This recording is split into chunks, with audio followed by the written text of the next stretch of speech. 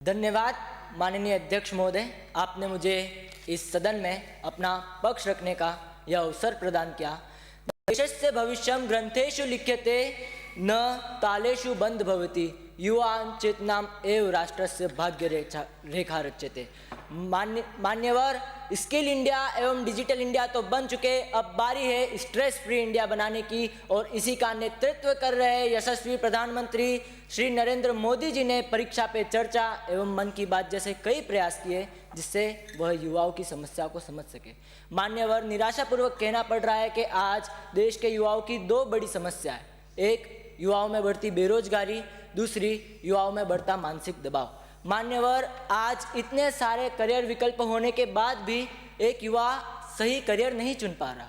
इसके समाधान के रूप में हमने My Career Advisor app NCERT द्वारा दिया गया एवं 9वीं से 12वीं कक्षा के लिए करियर गाइडेंस पोर्टल जैसे कई प्रयास किए जिससे युवाओं को धरातल पर मार्गदर्शन प्राप्त हो, एवं कोचिंगों को भी नियमबद्ध किया गया जिससे युवाओं का मानसिक दबाव कम हो। स्कूलों में, विद्यालयों में कई कार्यक्रम किए गए और वोकेशनल सब्जेक्ट्स को भी महत्वपूर्ण स्थान दिया ताकि स्किल बेस्ड एजुकेशन प्राप्त हो। अगर बेरोजगारी की बात करूं मान्यवर, तो मेरे लिए यह एक अवसाद नहीं बल्कि यह एक अवसर है रोजगार प्रदान करने का देश के युवाओं को। Skill India, startup India and make in India जैसे कई प्रयास जिससे आज देश का युवा स्टार्टअप्स खोल सकता है। आज देश के युवाओं की स्टार्टअप्स की संख्या हजारों से लाखों तक पहुंच चुकी है, और आंकड़ों की बात की जाए तो 2023 में ग्लोबल इनोवेशन इंडेक्स में भारत 40वां स्थान प्राप्त करता है। मान्यवर, यह न केवल युवाओं को रोजगार प्रदान करता है बल्कि विकसित भारत में देश को तीसरी सबसे बड़ी अर्थव्यवस्था बनाने में भी अपना सहयोग प्रदान करता है। अंत में मैं अपनी वाणी को कुछ इन शब्दों से विराम देना चाहूँगा कि अब कागजी कार्रवाई नहीं, ज़मीनी हकीकत पर भी ध्यान दिया जा रहा है, और यह आंकड़े इसका प्रमाण है, क्योंकि एक सक्षम युवा ही एक सक्षम राष्ट्र, एक सफल राष्ट्र का निर्माण करता है। धन्यवाद। जय हिंद, जय भारत, जय जय राजस्थान। धन्यवाद अध्यक्ष महोदय कि आपने मुझे अपने विचार प्रस्तुत करने का अवसर प्रदान किया। आज मैं राज्य सरकार द्वारा किशोरों के मानसिक स्वास्थ्य को बेहतर बनाने के लिए किए जा रहे सराहनीय प्रयासों पर प्रकाश डालना चाहूँगी। ये देखकर अत्यंत हर्ष होता है कि हमारी सरकार इस गंभीर मुद्दे को संवेदनशीलता से ले रही है। अध्यक्ष महोदय, मैं सदन को अवगत करवाना चाहूँगी कि हमारी सरकार ने किशोरों के मानसिक स्वास्थ्य को प्राथमिकता दी है और इसके लिए जागरूकता अभियान चलाए जा रहे हैं।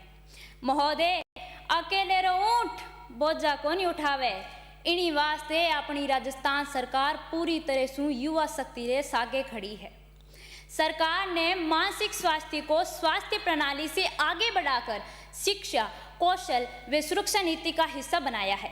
सबसे पहले सरकार ने प्रत्येक विद्यालय में बच्चों के साथ नियमित 1-to-1 काउंसलिंग सत्र का आयोजन, कौशल मित्र, प्रखर राजस्थान कार्यक्रम, प्रबल कार्यक्रम तथा राज्य सरकार द्वारा सूर्य सप्तमी को पूरे प्रदेश में प्रार्थना सभा में सूर्य नमस्कार करवाने की पहल ने 1,53,00,000 से ज़्यादा लोगों की भागीदारी के साथ नया विश्व रिकॉर्ड बनाया।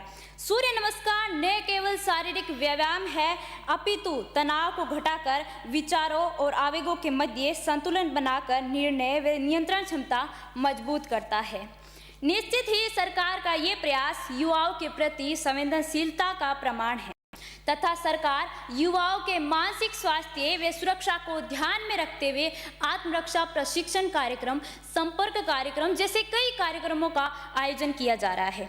महोदय, मैं प्रदेश की युवा शक्ति विशेषकर बच्चों की सुरक्षा पर आप सभी का ध्यान आकर्षित करना चाहूँगी। हमारी सरकार ने सुरक्षित स्कूल, सुरक्षित राजस्थान अभियान के तहत। माननीय सदस्य, आपका समय समाप्त हो रहा है, जल्दी समेकन करें। बस 1 मिनट में अपनी बात समाप्त करने जा रही हूँ।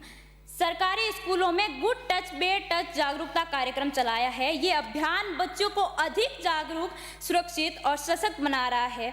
हमारे यहाँ एक कहावत है कि बिना रहे बरराही भटक जावे, चाहे डगर कितनी सोझी क्यों ना हो। इसी दिशा में राजस्थान सरकार ने प्रत्येक विद्यालय में करियर काउंसलर की नियुक्ति की है। इन सभी प्रयासों से स्पष्ट होता है कि राज्य सरकार किशोरों को भावात्मक रूप से सक्षम, आत्मविश्वासी व जागरूक नागरिक बनाने की दिशा में सतत कार्य कर रही है। महोदय, वो कहते हैं ना कि जठे एकता उठे सफलता, यानी सरकार के साथ साथ समाज के एकजुट प्रयासों से ही सफलता मिलेगी। अंत में मैं बस यही कहना चाहूंगी कि अगर आप सबका साथ मिला तो वो दिन दूर नहीं जब राजस्थान का हर युवा विश्व पटल पर अपनी सफलता का परचम लहराएगा। धन्यवाद। जय हिंद, जय जय राजस्थान।